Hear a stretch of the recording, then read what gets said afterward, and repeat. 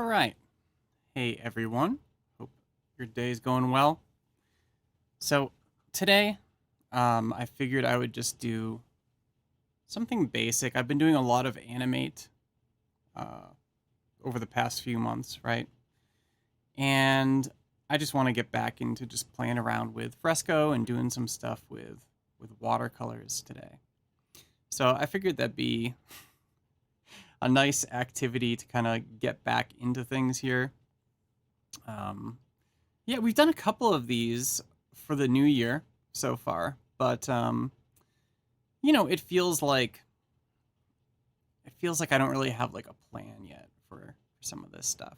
I was focusing on animate mostly because of a book of my new book. But that's almost out, and it's been written for like a month or so. So I don't really need to do prep anything for that anymore. So I can do pretty much whatever I want. One thing I'm considering, I did a couple of interview type things last year, and I'd like to do some more of those. So I don't know. I'll start looking into it. But anyhow, here we have Fresco, right? So I've got Fresco on my iPad here, and if you notice, I started doing this where I've got just kind of like a basic watercolor paper texture that I put in the back. I kind of wish that Fresco had something like this where you could choose when you set up a document, you could choose a canvas style, but it really doesn't have anything like that. So it does have the ability to include an image, right? So what I basically did is I grabbed this from Adobe Stock, but you could always take a photograph of, a well-lit watercolor canvas, a watercolor paper sheet, and use that as your background too. So anyhow, I'm thinking about trees. So I'm thinking like watercolor, I oftentimes do like more kind of natural landscapey kind of stuff. So I'm thinking of making some trees today. And it's winter, so they'll probably be dead trees, but I don't know. We'll see what it does.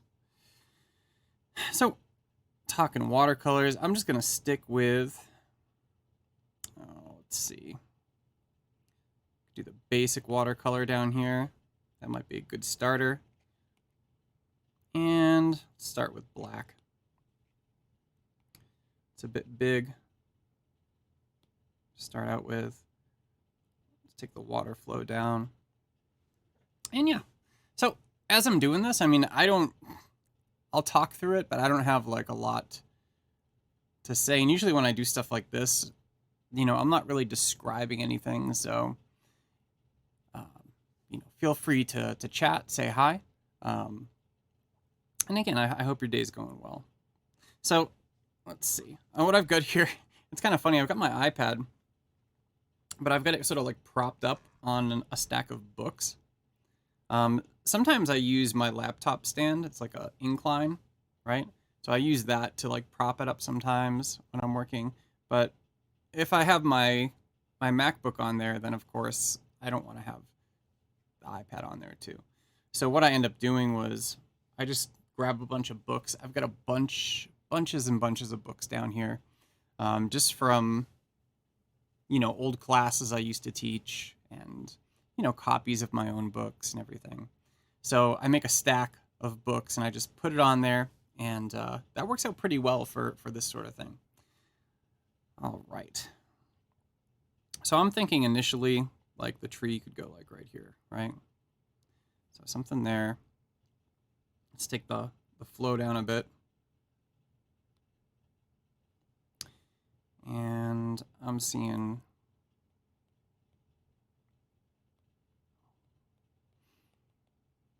something like this.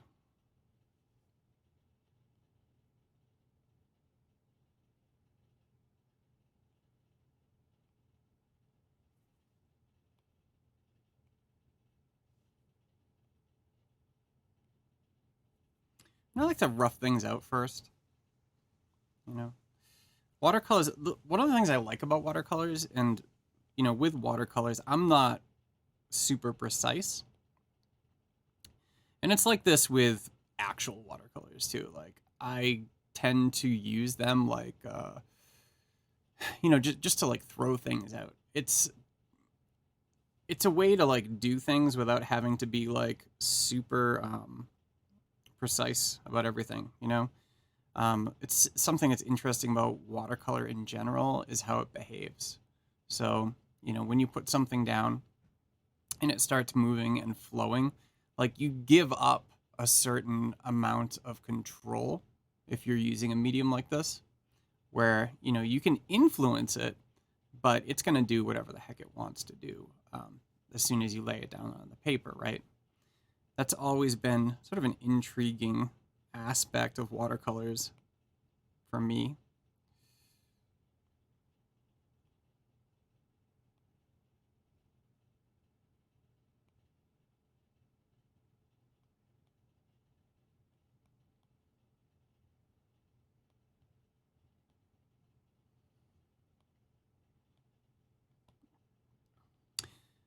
Yeah, I do enjoy. Oh, hey Hannah, how are you doing? Yeah, your hello just popped up at the same time your other message did. So, who knows why, right? Anyhow, yeah. Hope you're doing well today. And you've got a stream. Is your stream later on today? Is that right, Hannah? Like 6:30 Pacific, I think. Let me know if I got that wrong and I'll correct. I'll correct it. Yeah, I miss doing these because I took some time off. You know, I think most of us took a bit of time off around you know, the winter holidays and everything. Um, so it's nice to get back into it a bit.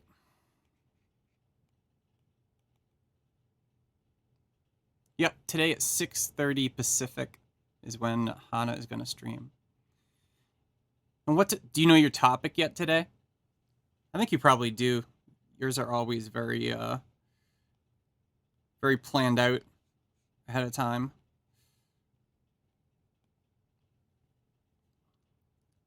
Vectors in Photoshop. Cool. Yeah, I remember some years ago there was like discussion around like, oh, this was like 10 years ago maybe, discussion around like merging Illustrator and Photoshop into one thing, one product. And most people at Adobe were like that's a bad idea. But, you know, this was still, I think, when, you know, Fireworks was still a thing from Macromedia. And you know, it did have that sort of dual workflow. So it supported vectors and bitmaps pretty much equally. Yeah. I was talking with my UI students yesterday in class about Fireworks. Yeah. Yeah, it's a bad idea, right? Hannah says no. Um, yeah, it's a bad idea. But I can see kind of where people were coming from, you know, with it, just because of like other applications like Fireworks, where, and you know, like it just, for a beginner person, like lots of times it's really weird to get into, you know, Illustrator or Photoshop because, you know, they both do support somewhat bitmap and vector, especially in the case of Photoshop, where like, you know, it's primarily bitmap, but you know, they've got a bunch of vector tools in there too. I mean, not like Illustrator, but still it's a good amount. So, you know, new people are always like, well, why don't I just like, you know, make my vectors inside of Photoshop? And you know, you can. There's plenty of vector tools in there, but they should probably stay separate, right, as applications. All right. So, I don't know about this tree trunk.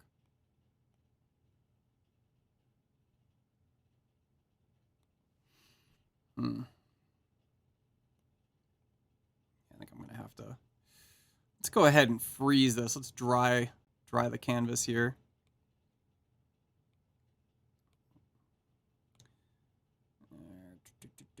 Dry layer. Boop. There we go. Now it's dry. So,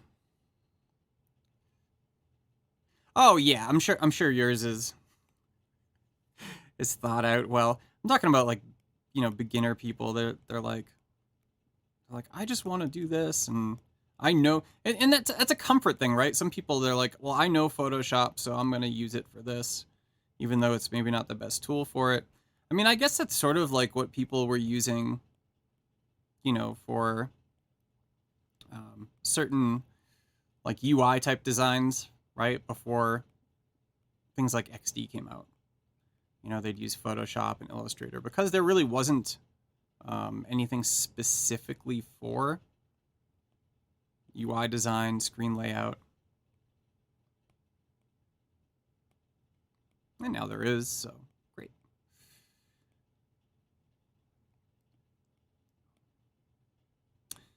I remember, so the first few times I did this class, we had a guest speaker from an agency down south. And, you know, he would always mention that he used to do his stuff in After Effects before they started using XD. They'd use After Effects for a lot of stuff, which makes sense. And you got other people, and they use all sorts of other things. So, like, you know, I'm not sure how many people use it for this, but I know that people actually use Adobe Animate for interface design and prototyping. I don't think there's a lot of people that do it, but I know people do it because I created a LinkedIn Learning lynda.com course specifically focused on using Animate for stuff like that. And the reason I made it wasn't my idea. It was, you know, an idea that people brought to, that they requested. They wanted something like that because they were using it for that. And mostly because, you know, it gives you so much control over the,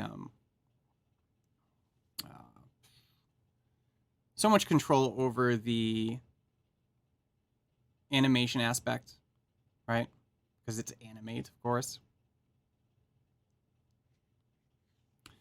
So, yeah.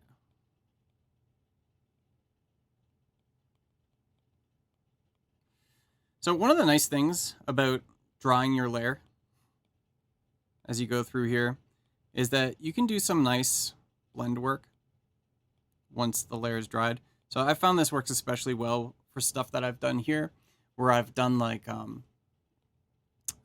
you know, I lay down sort of like a basic black.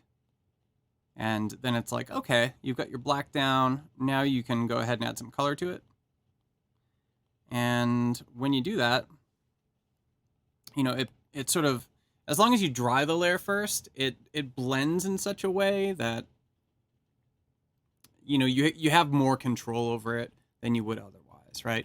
Because if you just keep, you know, if you just keep using these wet brushes, and you've got water everywhere on your canvas, you know, things just start like just spreading all over the place, and it becomes completely unmanageable. But if you dry your layers every once in a while, it works a bit better. Something I do too, like when I'm using other things like some of the bitmap tools or the pixel brushes and things like that on here, you know, I'll use many layers to do that. And when I do watercolors though, I kind of like to use just like the single layer to just get as close to that sort of watercolor experience as I can. It just works out for me really well.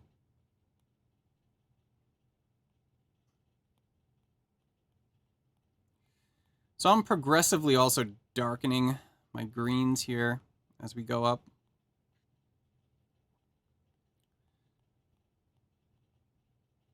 And it may get to the point where I need to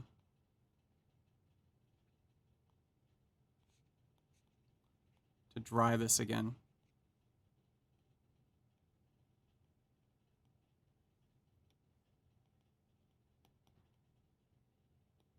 Oh, I was saying though earlier, so yeah, I like using the Apple Pencil. You know, I think it gives like a lot of control over things. It's much better than other types of styluses that I've used in the past for digital stuff, right? Um, it's certainly a good thing. However, um, it's so another AEL, Andy Phelps, he posted a link to a stylus that's actually sort of more of a brush, right? Because it's a pencil. It's not a brush. And it was retailing for like, you could get one for like $24, I think, or you could get like a 3-pack. I can't remember exactly what they were called, what the brand was, but it was interesting. They've got some like YouTube videos, so I was checking it out, and you know, it's just from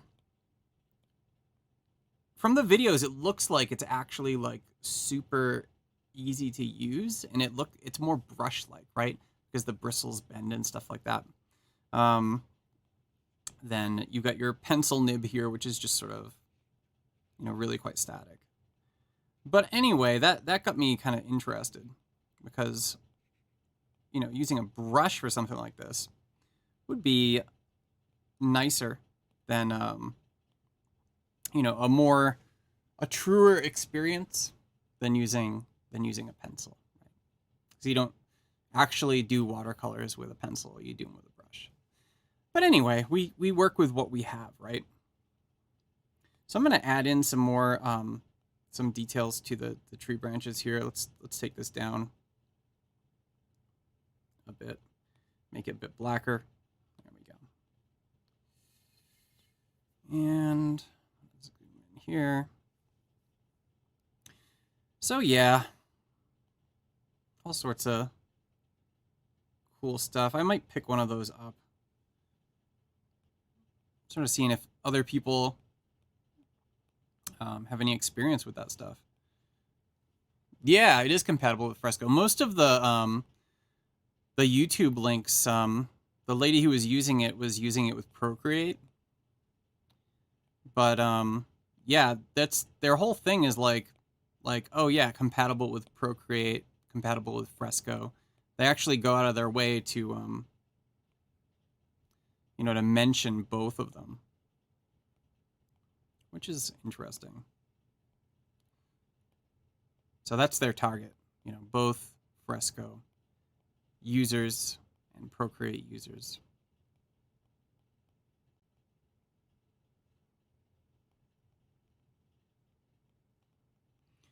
That's funny. I've never used Procreate myself, but my daughter uses it all the time, and she does some really cool stuff inside of Procreate. There's a lot of sketching, drawing, kind of like character-based stuff. Completely different from the sort of thing I do, which is fine, which is good probably. Nobody wants to do what their parents do, right?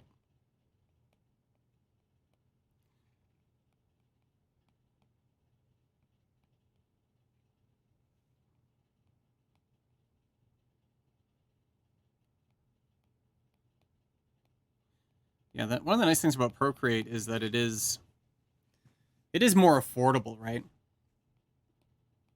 Because it's like $10 and that's it. It's not like something they have to, I don't know, maybe I shouldn't be saying this on a Adobe sponsored channel, right? I mean, I like Fresco. I use Fresco. So I'm not saying anything's wrong with Fresco, because there isn't anything wrong. Well, I mean, everything's got bugs, right? You know what I'm talking about, everyone. Yeah, I do have a link to it. And again, like I haven't used it at all. I just heard about it from Andy. But let's go ahead and grab that link. I'm sure I can find it in one of the AL groups here.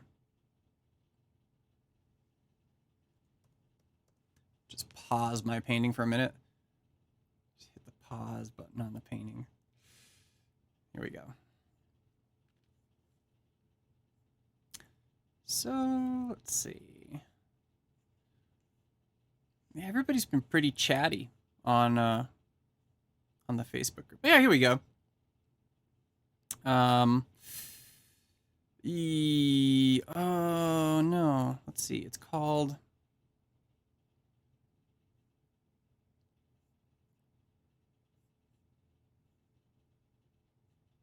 There's the link. Let's copy this.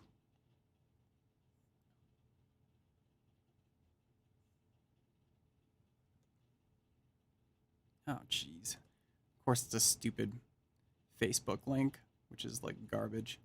So I'll clean this up before I share it. Because I don't want to share garbage with people. Right? So, yeah, let's make this a little bigger. And I'm going to paste the link inside of here. Boop. There it goes. And let's hide my iPad for a minute. Yeah, so it's Atmospheria. So theatmospheria.com. And yeah, it's pretty interesting. They've got a lot of different types of things. They got little smudgers, brush tips, disc tips, ink pens. But this is kind of what we're talking about. These capacitive fiber optic brushes. Yeah, I mean, this is really interesting. And, you know, you can get a 3-brush set for $60. And let's see, third generation, $24. And that's what it looks like. It looks like a paintbrush. It's got bristles and everything. Yeah, I mean, I should just buy one. Because it's fun doing this stuff, you know? I can't remember where it talks about. Maybe it's right here. Oh yeah, here we go. So here's what we're talking about. So they definitely mention both Fresco and Procreate for these. So I'm intrigued. I'm glad that Andy brought this up. So shout to Andy. Yeah, $24 is of course a lot less expensive than one of these, right? Anyhow. Oh yeah, I'm sharing it again. Cool. Yay. Yes, watercolors. Yes.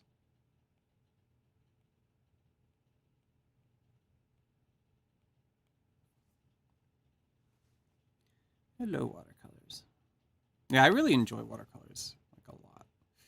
I mean, I've done, you know, other stuff, other mediums in my life when it comes to painting and sketching and things, but no, watercolors are always just like super fun. All right, so I know I said earlier, I was like, oh, I like to use, you know, only one layer to watercolor. However, if I've spent so much time on these branches, if I don't place another layer underneath there for the sky, I'm going to completely like destroy it, even if I dry the layer, which I am going to dry the layer right now. Let's go ahead and dry that layer.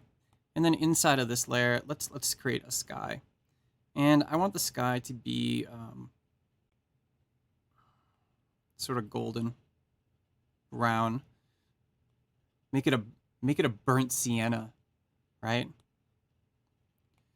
Anybody who's taken introductory studio art and painting classes, right? What's on the list you have to buy? Brown umber, burnt sienna, all sorts of stuff like that. Yeah. Those were fun days. Yeah, I used to love...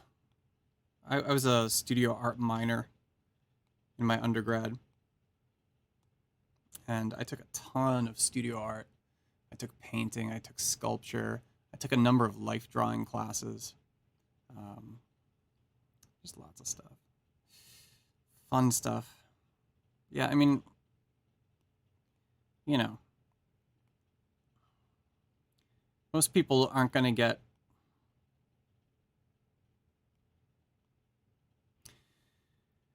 like a livable profession from stuff like that, of course. But, and it depends, right? It all depends. It's not like anybody who takes up the arts isn't going to is going to be starving, right? But you know, it's not a sure thing, right? So I would say, you know, for most people thinking about stuff like that, if you're in college and you have the opportunity to take classes like that, like go for it, because it's a great time to do that. And I think classes that are creative like that, and any activity that's creative, is going to supplement whatever else you're doing, right? So if you're having trouble with something, like maybe you're like, you know, working on something and you're like, oh, gosh, I just like don't know what to do with this problem. I mean, I used to be a software engineer before my current job. That was my primary thing. So I was writing code all the time, right? And like you get stuck and you're like, I just don't know. So that's where, like, you know, I mean, taking a shower, that helps a lot with problems that you get stuck on. If you have a creative block, shower often helps. A nap. So maybe you sleep on it for a day. But I found one of the best things for like just like resetting, right? Just resetting is to just, you know, just do some watercolors or something, right? Just sketch, do something that's like, you know, different from what you're doing. It gives your brain like time to like breathe, you know? Anyway, it works for me. So I'm trying to think. You always get to a point, right? You always get to a point with this stuff. Let me dry this layer. Where you start thinking, you know, what else do I have to do to this painting? So I've got my little my little tree here. I've got my grass and my sky. I'm thinking some forms in the back. So maybe I'll start, I don't know, maybe I'll do it up above. Some darker forms up here. I don't know what they are. Maybe just additional like hills and crags and things in the background. Just different forms. Yeah, let's do it on that layer, because then it's not going to really interfere with other things I've got going on.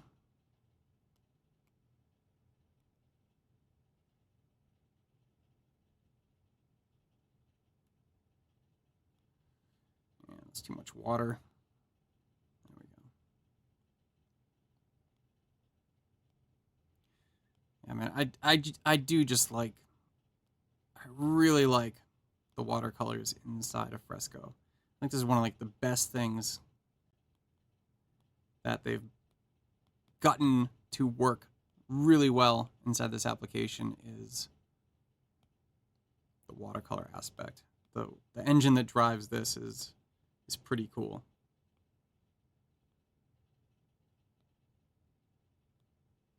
Let's dry this again. I mean, that's one of the nice things too. If things are too wet,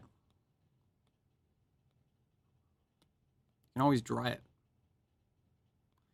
That's how you can get sort of like this multi. You can see here, it looks kind of like a doubling type of effect. You've got like, you know, these shadows of things, or I don't know, it almost looks like storm clouds maybe. Maybe that's what it should be. Instead, I was going for mountains, or hills or something, but maybe they're just like low storm clouds. That'd be cool too.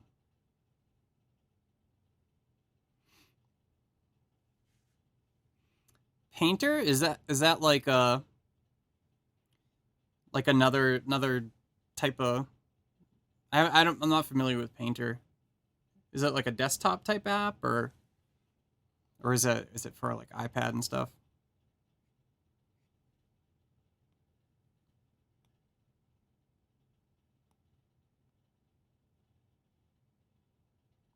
Actually, let's make this a little darker, browner.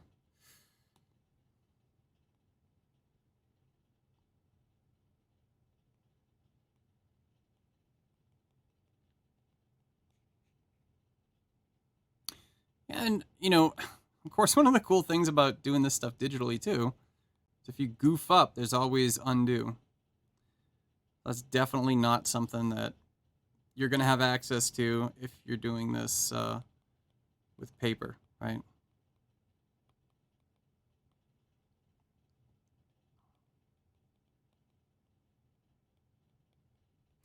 So basically, at this point, I'm just kind of adding little details, making more complex applications of color here and there. But let's see. So yeah, you can always just be like, oh, what does that look like? Oh, it looks awful. Let's undo it. Whoa. Wow. My iPad just completely disappeared from OBS, and then it came back. That's kind of crazy. Desktop app, Painter. Cool. Is that, I've never used Painter. Never heard of it. It's a lot that I've never heard of course. But yeah. So let's go back over here.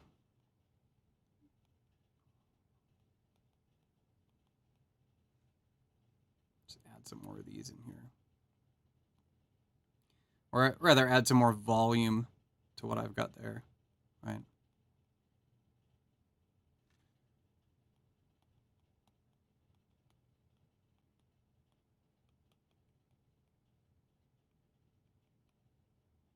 And I'm just using pure water to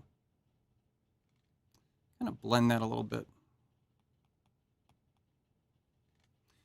So you got to be careful, because you use too much water and you start getting like these artifacts, you know? But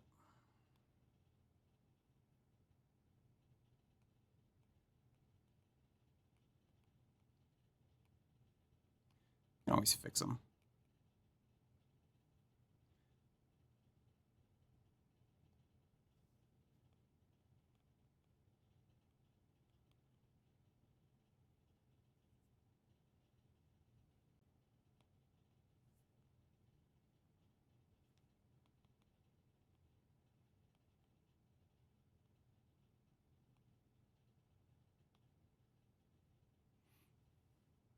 Oh, Corel.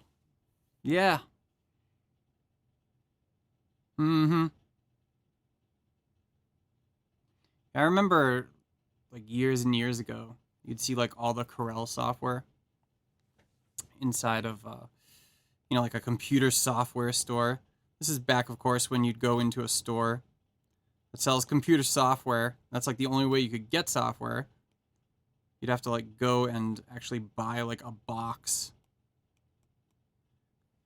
of software, and then you'd, you know, take the, you know, in later years, you got the optical disc, the CD, and you know, that was a lot better than all the little floppies. I remember like some versions of Microsoft Word and other things, like it would come on like 11 little discs, you know, little floppy discs, and you'd have to just like pop one in at a time and say like go, and it would go through and it would install that bit, and then it would prompt you. It'd be like, okay, insert disk 5 of 11. You're like, all right, boop.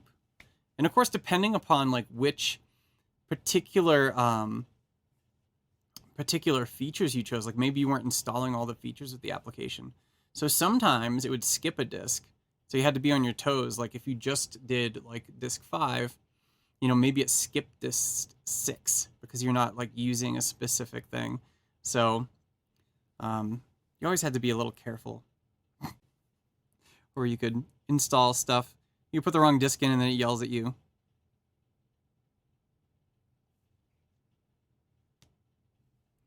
I'm not going to mess with that.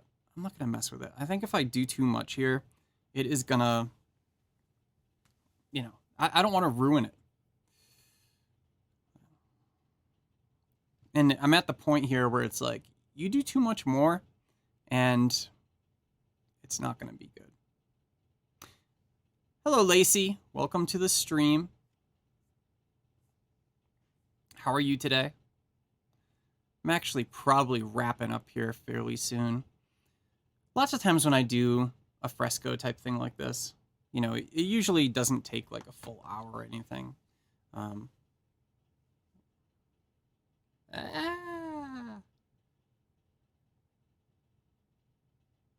gosh. Email. Yeah. 8 discs for director. So yeah, I mean, I had director for a time. I used it in my graduate studies. I used director. Actually, I built my thesis project using a combination of director and Flash, which was fun. Yeah. Right on. So let's go ahead and share this. I'm gonna call it good. Yeah. So what should I name this thing? You're gonna be careful always with these, because like they always save as like untitled something or other. And you know, if you're not careful, you'll upload it to Behance and you'll name it untitled something or other, and it's like, oh, like I didn't mean to call it that. Let's see, what should I call this thing?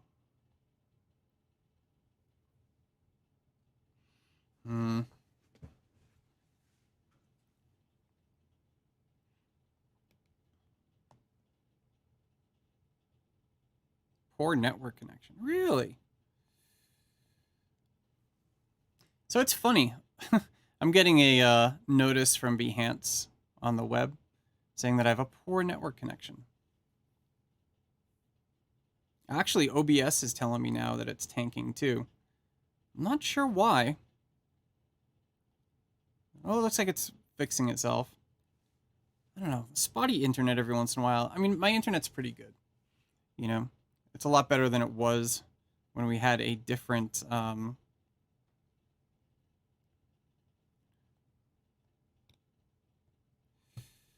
provider than we have now. That was DSL. DSL wasn't very...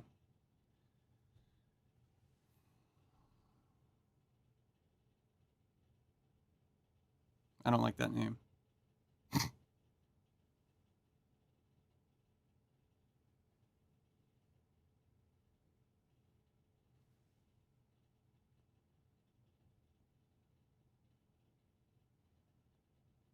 There we go. That's more descriptive. All right, let's go ahead and pop this guy up onto Behance. That's one of the nice things here is I like to, you know, share. I like to share the stuff that I make in these streams on Behance, you know. I think it's always good to do that, and then afterwards, you know, you can see it. And, you know, if you weren't here during the live thing, if you're interested in, like, you know, how it was made, you can always go and look and see, you know, what happened, what's what. Yeah, let's go ahead and pop him up there. I'm gonna go ahead, publish and export. I'm gonna Behance project. Now this drives me nuts right here. See that white down at the bottom? Like, the first few times I was using Fresco, I was like, it's not rendering correctly. You know, it's rendering extra white junk in my painting. but it's actually not. It's just for whatever reason, it always shows up as like this weird white bit. But when it goes up there, when I hit publish, it's not actually going to be that way. So yeah, you can see there. I love these little previews they give you when it's done. Your work is live, and it shows you the little preview. I think that's a nice little. It's a nice little painting. It's fine. Yeah. All right. And I'm just going to close. I'm not going to view on Behance. Although, I guess if I wanted to, let's go ahead and... Let's hide that iPad.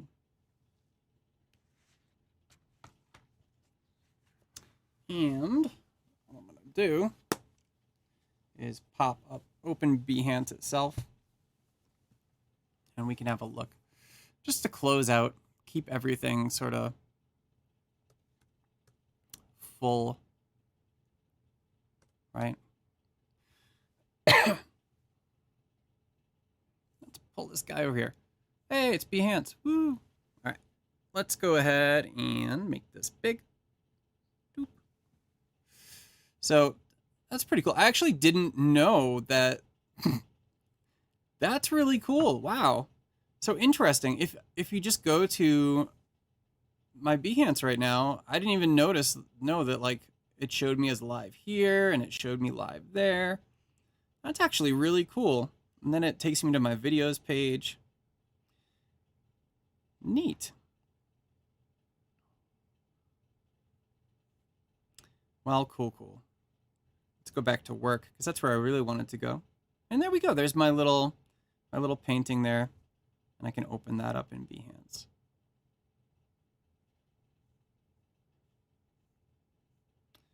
Huh, look at that. I wonder what that is. There's another one over here. Look at that. Weird little artifacts. Hey, Fresco. Dear Adobe Fresco team. I have a bug to report. Or maybe it's Behance, I don't know. I could always go look and see on... Okay, I see it inside of Fresco too. Ooh, I see it. Yeah. Wow, what the heck? Here, maybe I'll share this again. We're doing a bug exploration on my stream now. It's pretty cool. See that? Look at those. What's going on, Adobe? So obviously it's part of that. But I wonder, like, is this an artifact that's like temporary, or is this something that's actually like, huh?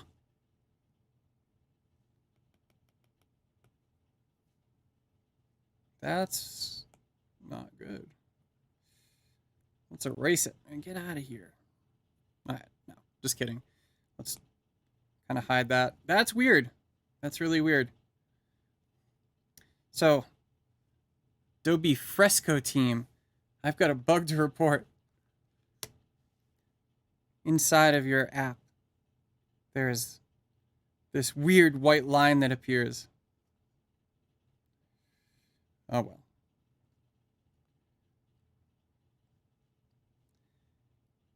I wonder if I just, well. See, I'm trying to think like, do I want to mess with it? Do I want to try to fix it? It's weird. It's really weird. But I'm not going to complain about it. And actually, I've got a jet soon anyway, because, well, you know, other stuff to do. I've got class to teach today. We're doing Lightroom in my class right now. So we go through basically like all the Adobe applications, the major ones anyway. So I got Lightroom. We're wrapping that up today. And I got office hours. And it's funny, my office hours are a lot like these Behance streams, where I'm just sitting here, I got the camera on, and just waiting for students to show up. And then we chat. All right. Well, thanks, Hannah, and gosh, let me look. What was your name? Lacey. Hannah, Lacey. Thanks for showing up. I see there's a bunch of other people here too, so I don't know your names, but thank you as well. I hope this was somewhat interesting, somewhat entertaining, and yeah, I do this at least once a week, Wednesdays at 11 Pacific time. And sometimes I do other stuff too, right? So if you look in my replays, I've got stuff from like late Friday or Saturday night and things like that. Sometimes I do like impromptu kind of streams. But this is usually a sure thing unless there's like some catastrophic failure with OBS, which heaven forbid that happens again. Right. Okay, enough talking. See everyone later. Those watching the replay, thanks for taking the time, and thank you.